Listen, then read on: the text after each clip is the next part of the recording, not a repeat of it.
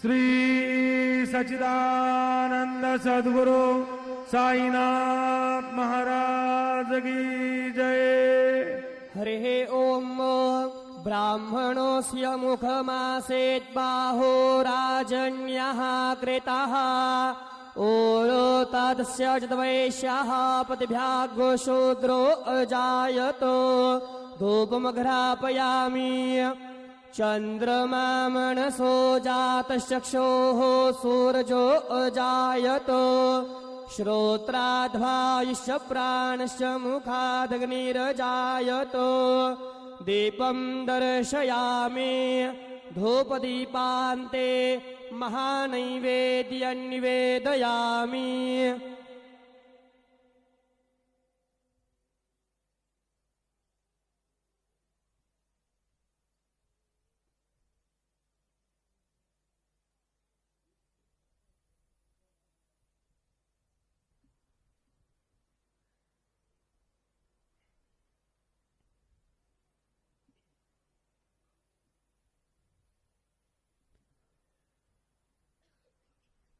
नाभ्या आसीदन्तरिक्षगो शीर्ष्णोद्यौः समवर्तत पद्भ्यां भूमिरदिशः श्रोत्रात् तथा लोकाम् अकल्पयन् चतुष्कोणमण्डलं कृत्वा तदुपरि नैवेद्यपात्रं निधाय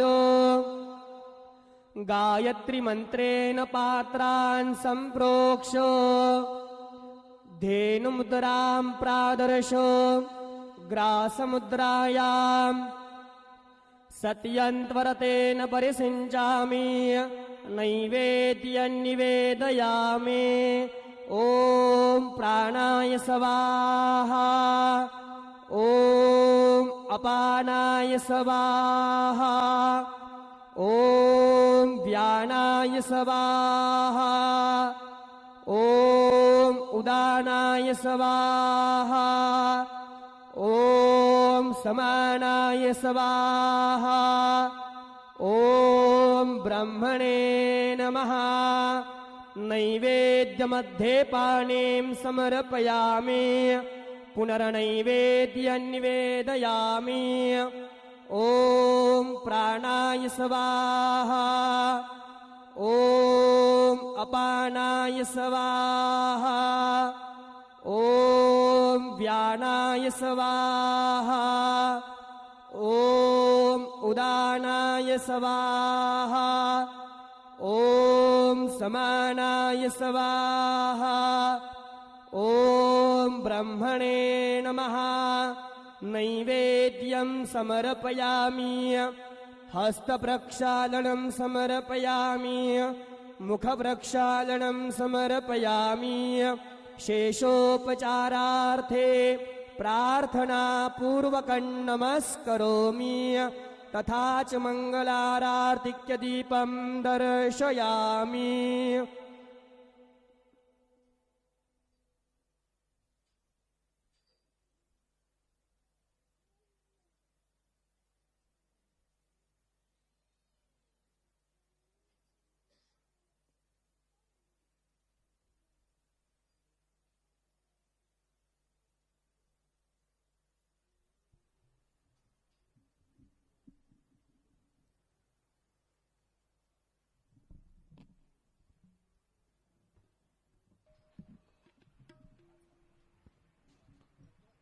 आज गुरुवार असल्याने रात्री 9:15 वाजता बाबांच्या पालखीची मिरवणूक निघेल। आज गुरुवार होने के कारण रात 9:15 बजे बाबा के पालखी की शोभा यात्रा निकलेगी। आता माध्यान्ह आरती सुरू होत आहे। सर्वांनी एका सुरात आरती म्हणावी। अब माध्यान्ह आरती शुरू हो रही है। आप सब एक सुर में आरती गाइए। श्री सच्चिदानंद सद्गुरु साईनाथ महाराज की जय। घेऊन पंचारती करू बाबांची आरती करू साईंची आरती करू बाबांची आरती उठा उठावो बांधव ओवाळू हार माधव साईर माधव ओवाळू हार माधव करोनी स्थिर मन पाहु गंभीर हे ध्यान साईंचे हे ध्यान पाहु गंभीर हे ध्यान कृष्णनाथ दत्त साई जडो चित्त तुझे पायी चित्त बाबा पायी जडो चित्त तुझे पायी भारती साई बाबा सौख्य दातार जीवा चरण रजातळी द्यावा दासा विसावा भक्ता विसावा भारती साई बाबा जाळोनी आनंद स्वस्वरूपी राहे दंग मोक्षो जनादावी निज डोळा श्रीरंग डोळा श्रीरंग आरती साई बाबा जयामणी दैसा भाव तया तैसानुभव दाविसी दया धना ऐसी तुझी माव तुझी माव आरती साई बाबा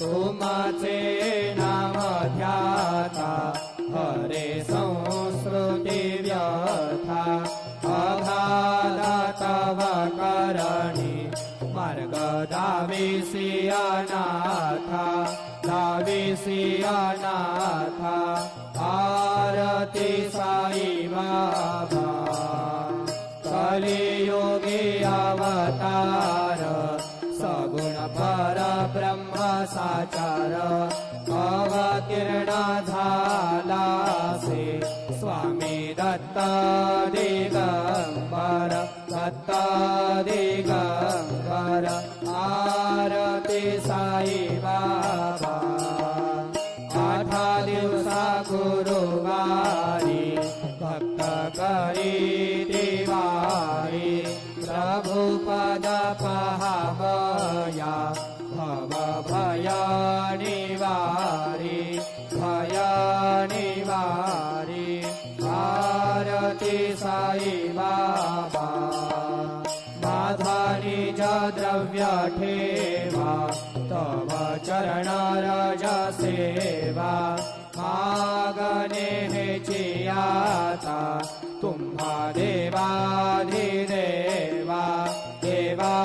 देवाधिदेवा आरती साई बाबा इच्छित दिन चातक निर्मल तोय निज सुख पाजावे माधवाया संभाळ आपोली भाक आपोली भाक आरती साई बाबा सौख्य दातार जीवा चरण रजातरी गावा दासा विसावा भक्ता विसावा आरती साई बाबा जय देव दत्ता अवधूता हो साई अवधूता तोडोली कर तव चरणी ठेवी तो माथा जय देव अवतरसी तू येता धर्माते ग्लानी नास्तिकांना हे तुला विसी निज भजनी गाविसी नाना लीला असंख्य रूपांनी परिसे दीनांचे तो संकट दिन रजनी जय देव दत्ता अवधूता हो साई अवधूता जोडून कर तव चरणी ठेवी तो माथा जय देव यवन स्वरूपी ऐक्य दर्शन त्वादितले संशय निरसुनिया तद्वैता घालविले तो गोपी चंदा मंदात्वांचे उद्धरिले ओमिन वंशे जन्मुनि लोकातारियले जय देव दत्ता अवधूता हो साई अवधूता जोडुनि कर तव चरणी ठेवी तो माथा जय देव भेदन तत्वे हिंदू यवनांचा काही दावायासे झाला पुनरपि नरदेही पाहसी प्रेमाने तू हिंदू यवनाही गाविसी आत्मतमाने व्यापक हा साई जय देव दत्ता अवधूता हो साई अवधूता जोडुनि कर तव चरणी ठेवी तो माथा जय देव देवा साई नाथा त्वत्पदनत भावे परमाया मोहित जन मोचन धनी भावे त्वत्कृपये सकलांचे संकट निरसावे देशील तरिते त्वद्दश कृष्णाने गावे जय देव दत्ता अवधूता हो साई अवधूता जोडुनि कर तव चरणी ठेवी तो माथा जय देव शिर्डी माझे पंढरपूर साई बाबार मावर साई बाबार मावर शुद्ध भक्ती चंद्रभागा भाव पुंडलिक जागा भाव पुंडलिक जागा याहो अवघे जण करू बाबा से वंदन साई से वंदन करू बाबा से वंदन जणू म्हणे बाबा साई भाव माझे आई भाव माझे आई घालेन लोटांगण वंदेन चरण डोळ्यानी पाहिन रूप तुझे प्रेमे रंगीनानंद पूजन भावे उभारिन मने नामा त्वमेव माता च पिता त्वमेव बन्धुष सखा त्वमेव विद्याधरिणं त्वमेव सर्वं मम देव कायेन वाचा मनसेन्द्रियैर्वा बुद्ध्यात्मना वा प्रकृति स्वभावात् करोमि यद्य सकलं परस्मै नारायणायति समर्पयामि अच्युतं केशवं राम नारायणं कृष्णदामोदरं वासुदेवं हरे श्रीधरं माधवं गोपिका वल्लभं जानकी नायकं रामचन्द्रं भजे हरे राम राम राम हरे हरे हरे कृष्ण कृष्ण कृष्ण हरे हरे श्री गुरुदेव दत्त हरि ओम यज्ञेन यज्ञमयजन्त देवास्तानि धर्माणि प्रथमान्यासन्न तेहनाकं महिमानसचन्त यत्र पूर्वे साध्या सन्ति देवाः ॐ राजाधिराजाय प्रसय्य साहिने नमो अयं वैश्रवणाय कुर्महे समे कामान् कामकामाय मह्यं कामेश्वरो वैश्रवणो दधातु कुबेराय वैश्रवणाय महाराजाय नमः ॐ स्वस्ति साम्राज्यं भोज्यं स्वराज्यं वैराज्यं पारमेष्ठ्यं राज्यं महाराज्यमाधिपत्यमयं समन्तपर्यात् ईशा सार्वभौमः सार्वा युषान्तादात् पराधात् पृथिवे समुद्रपर्यन्ताया एकरार्जितदेश श्लोको विगीतो मरुतः परमेष्टारो मरुतस्यावसङ्गृहे आविश्य तस्य कामप्रेर्विश्वे देवा सभासदैते श्रीनारायण वासुदेवाय सच्चिदानन्द सद्गुरु साईनाथ महाराज की जय। अनंता तुला ते कसे रे स्तवावे, अनंता तुला ते कसे रे नमावे, अनंत मुखांचा शिने शेष गाता नमस्कार साष्टांग श्री साईनाथा। स्मरावे मने त्वत्परा नित्य भावे, पुरावे तरे भक्तीसाठी स्वभावे, करावे जगातारुणी मायताता नमस्कार साष्टांग श्री साईनाथा। वसे जो सदा धावया संतरीला, दिसे अज्ञ लोकां परी जो जनाला, परी अंतरिज्ञान कैवल्यदाता नमस्कार साष्टांग श्री साईनाथा। बराराधला जन्म हा मानवाचा, नरासार्थका साधनी भूत साचा, धरो साई प्रेमा गळाया अहंता नमस्कार साष्टांग श्री साईनाथा। धरावे करेसान अल्पज्ञ बाळा, करावे अमाधन्य चुंबो निगाळा, मुखी घाल प्रेमे खराग्रास आता नमस्कार साष्टांग श्री साईनाथा।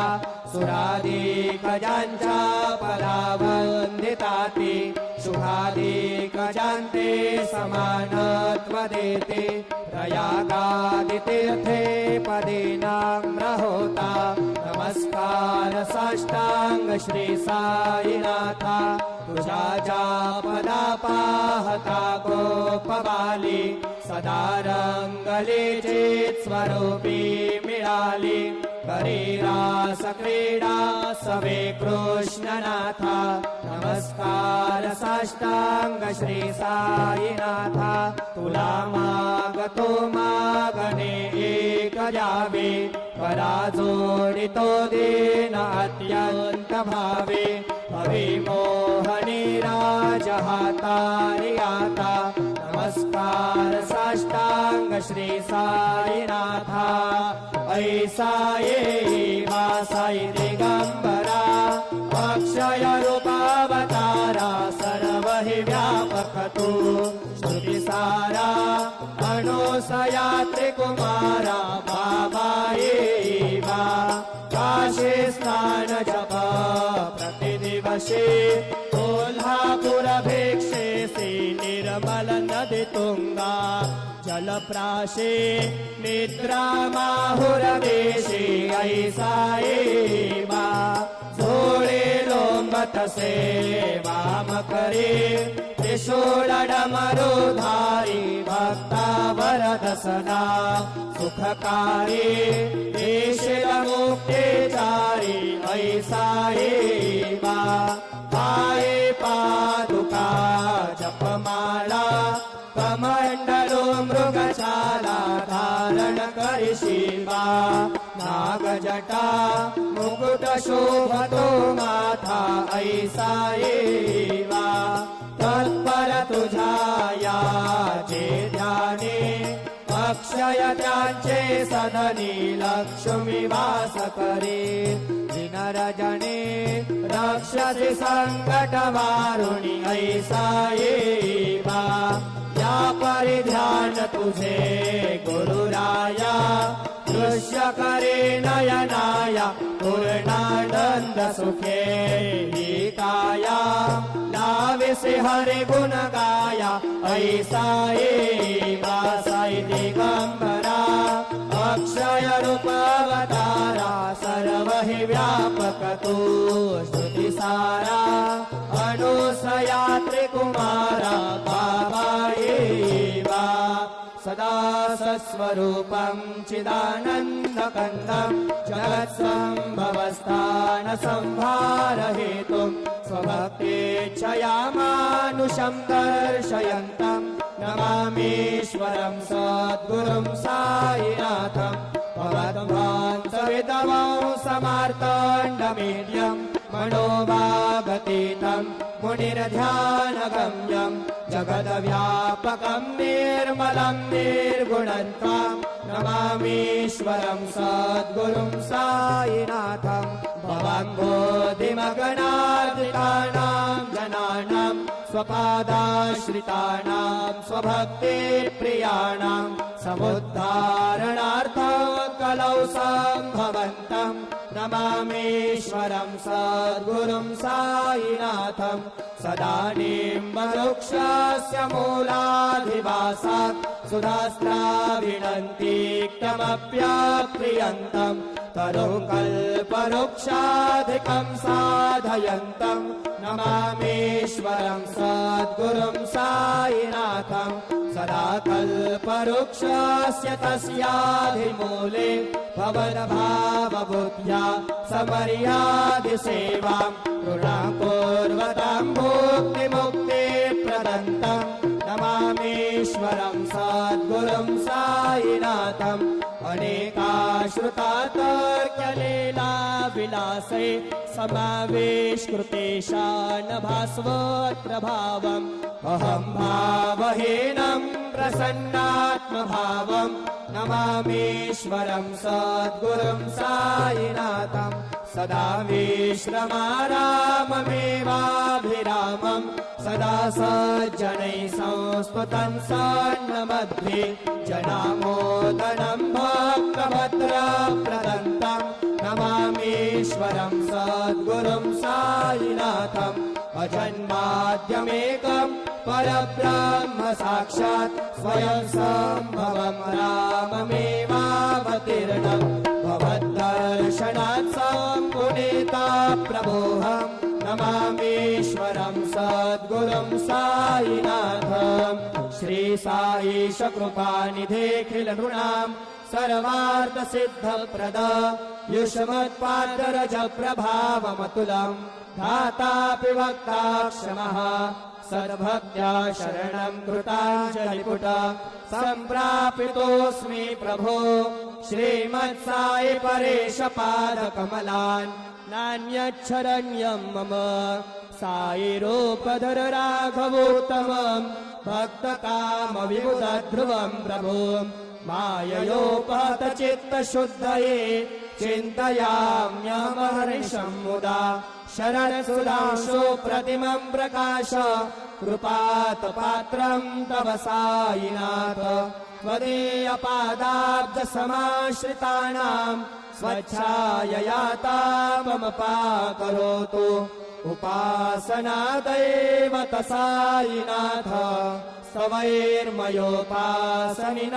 सुखस्त्वं रमे मनोन्मे तव पादयुगमे भृङ्गो यथाब्जे मकरन्दलोद्धः अनेकजन्मार्जित पाप संशयो भवेद्भवत्पादसरोज दर्शनात् क्षमस्व सर्वान् अपराधपुञ्जकान् प्रसीद साई सद्गुरो दयानिधे श्री साईनाथ चरणामृत पूज चित्तात् त्वत्पादसेवनरता सततं च भक्त्या संसारजन्यदुरितौ निर्गतास्ते कैवल्यधाम परमं समवाप्नुवन्ति स्तोत्रमेतत् पठेत् भक्त्या यो नरस्तन्मना सदा सद्गुरो साईनाथस्य कृपापात्रं भवेत् ध्रुवं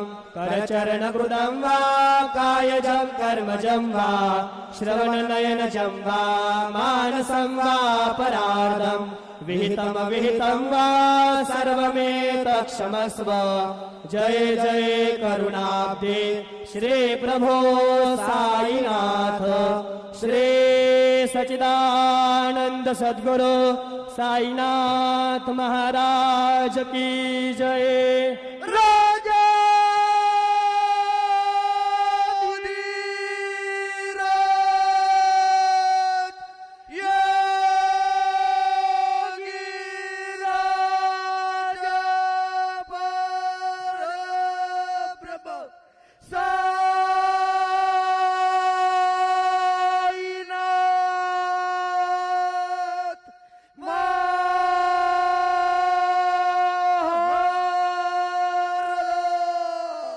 श्री सच्चिदानंद सद्गुरु साईनाथ महाराज की जय।